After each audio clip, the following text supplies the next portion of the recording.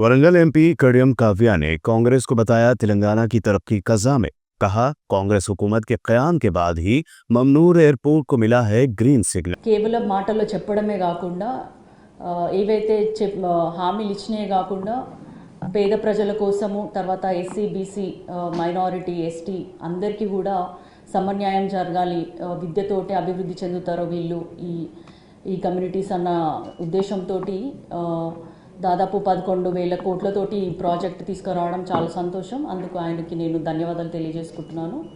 ఇంకొక విషయం ఏంటంటే వరంగల్కి సంబంధించి రీసెంట్గా గత 10 ఏళ్ల నుంచి ఏదైతే ఇంకా 15 ఏళ్ళని చెప్పుకోవచ్చు, 15-20 ఏళ్ళ నుంచి మామ్నూర్ ఎయిర్పోర్ట్ అసలు ముందడుగు పడలేదు. అట్లాంటిది మొన్న రీసెంట్గా మనకి నో అబ్జెక్షన్ సర్టిఫికేట్ వచ్చింది. ఎందుకంటే ఒక క్లాజ్ 5.2 ప్రకారము గ్రీన్ ఫీల్డ్ ఎయిర్పోర్ట్ అనేది government of India plus Hyderabad international airport authority మధ్య ఉన్న ఒప్పందం ప్రకారం 150 కిలోమీటర్ల పరిధిలో ఉన్న ఎయిర్పోర్ట్కి మనకి ఏమంటారో శాంక్షన్ అవ్వదు.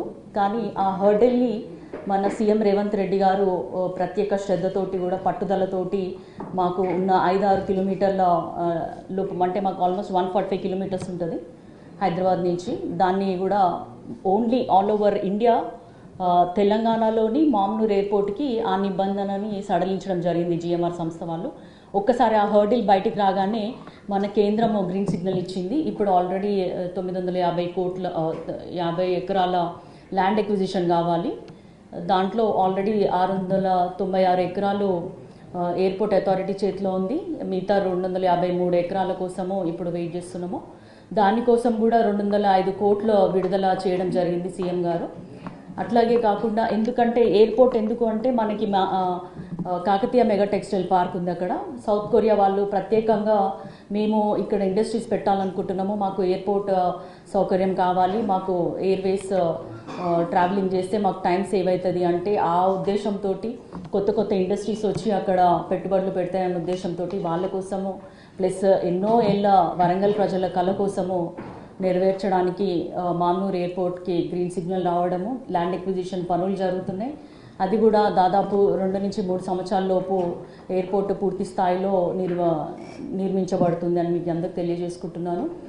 ఎంపీలము కలిసి మన కేంద్ర రైల్వే మంత్రి గారిని కలిసి కాజ్పేట్కి డివిజన్ ఇవ్వడం అని కోరడం జరిగింది. ఎందుకంటే సౌత్ సెంట్రల్ రైల్వేలో చూసుకున్నట్లయితే తెలంగాణకు సంబంధించి ఒక 2 డివిజన్స్ మాత్రమే ఉన్నాయి. ఇప్పుడు కొత్తగా వచ్చిన సౌత్ కోస్ట్ రైల్వేకి మిగతా ఆంధ్రాలో ఉన్న 5 డివిజన్స్ వెళ్ళిపోయినందుకు కాజ్పేట్కి కూడా అన్ని అర్హతలు ఉన్నాయన్న ఉద్దేశంతో కాజ్పేట్ని డివిజన్గా చేయాలని కోరినాము. అదేవిధంగా కొత్త రైల్వే ప్రపోజల్స్, ఆర్ఓబీలు, ఆర్యూబీలు అన్నీ కూడా కోరితే చాలా సానుకూలంగా స్పందించినారు. ఇవే కాకుండా రాష్ట్రంలో ఉన్న ప్రతి ఒక్క సమస్య మీద కేంద్ర మంత్రులని ముఖ్యమంత్రితో పాటు కలవడమే కాకుండా మేము సపరేట్గా కూడా కలిసి విన్నవించుకోవడం జరుగుతుంది.